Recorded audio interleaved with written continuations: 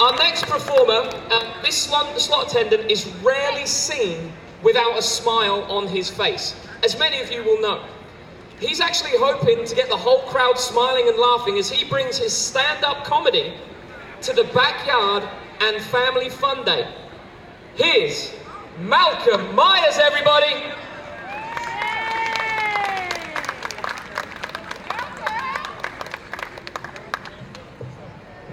How's it going, everybody? How's it going, everybody?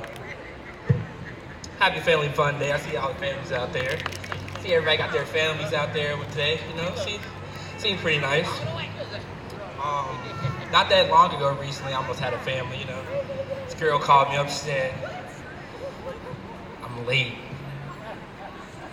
I didn't really know what to say when she said that. You know, it's kind of throwing off. You know, I'm still young. I still got a whole bunch of life ahead of me. So I'm like, "You're late for your car payment, right?" Because, I mean, not this one. So, she's like, "No, I'm late for my other thing." I'm freaking out. Because, I'm poor, I have no money, barely have a house. I'm like, "What are we going to do? She's like, "I'm not really prepared for this." And I'm like, what do you mean you're not prepared for this? You're a woman. I'm thinking, like, this is, like, your job. My job is, like, to bring the money. You deal with all that stuff. So, we're freaking out. We go into the store. We go to CVS, I believe it is, CVS. Anybody ever been to CVS? It's like a rich people's smaller Walmart. I really wasn't really prepared for all this when I first walked in. I'm usually going to like a Walgreens, maybe something smaller, something like small building-wise, not really too much stuff going on.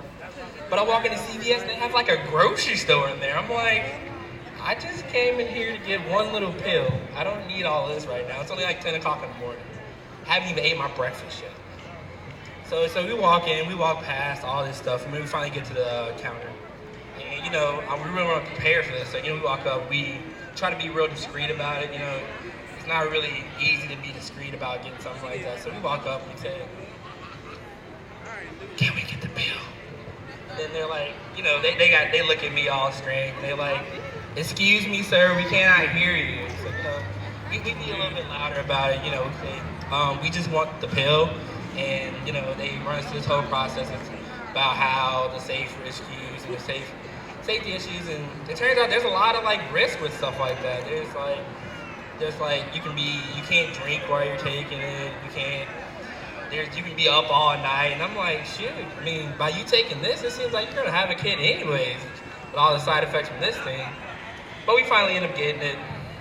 Long story short, I don't have a kid. So, happy about that. Thanks for the applauses and everything. I'm happy. No kids. I can save all my money now. The only thing else I've been up to, though, is working at the casino, though. I love working there. One of my favorite jobs. I love it. The only problem is the commute. Because I just moved out to Florence not that long ago. It's a pretty long drive. And if they're doing construction on the road, and, whenever they start doing construction, people don't know how to drive. So I'm coming down the road, and, you have that lane where it merges over into traffic, and as soon as people start merging into traffic, they get this sudden rush of, it's like a fight or flight response. They don't get in the lane in front of you, they all of a sudden start getting mad at you, like you're the reason why they're at a dead-end job, and you're the reason why their wife doesn't love them and stuff like that. And it's like, it's not my fault, it's your fault. So they're all looking at me because I'm driving the speed limit, and they're driving like 25 and like a 65 zone. And I'm like, I don't know what to tell you, buddy. I'm just trying to get to work.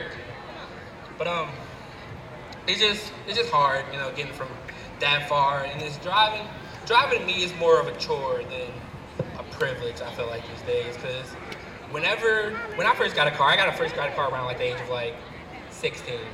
So when you first get a car, everybody all of a sudden feels like you're their personal taxi.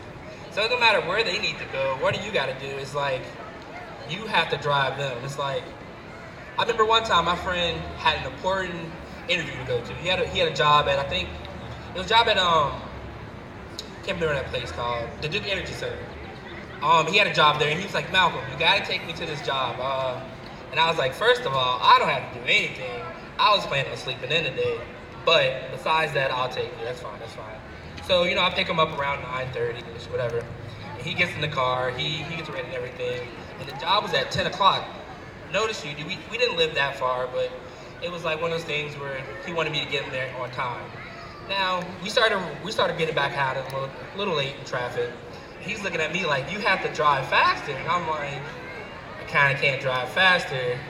The car only goes so fast, and I don't want to go to jail today.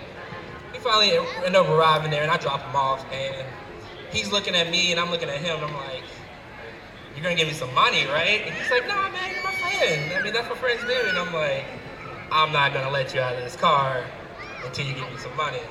So, it turns out he was late for his job interview. I drove him back home, and now he works at like McDonald's or something. I don't care. All I know is I'll never give that guy a drop ticket.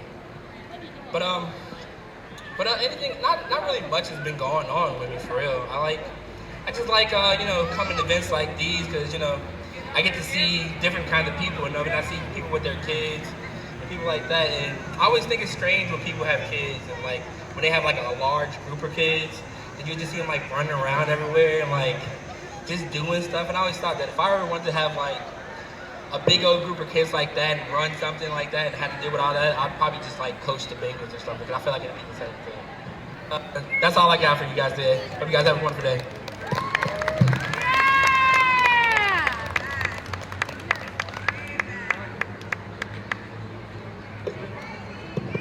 Hello, Malcolm. Oh, no, I'm working now. All right, so Malcolm, that was quite funny, especially the way you got these judges laughing quite hard. So we're going to quickly get the feedback from the judges, and then we are going to be pausing for a moment with the inclement weather that Brian decided to bring over to us. So, Deborah, do you want to kick things off for us? Sure. So, Malcolm, who knew? You were a funny guy. That was really good. I enjoyed it. It's really, it's a great talent to be able to take everyday situations and be a good storyteller and make it really funny. And that's what you did. So, really well done. Thank you very much. Chris? He's trying to get to the water quick. Yeah, I agree. There were a couple times where I was doubled over. I was laughing so hard. So, well done. Great work. And congratulations. And Robert, finally. You do always have a smile on your face in there, which is just really awesome. I really loved your ease of performance. Take that as a huge compliment. It was just nice sitting back and listening to your ease all the way through that. Really good job, young man. It's hard when you're as funny as me. It is. Good job.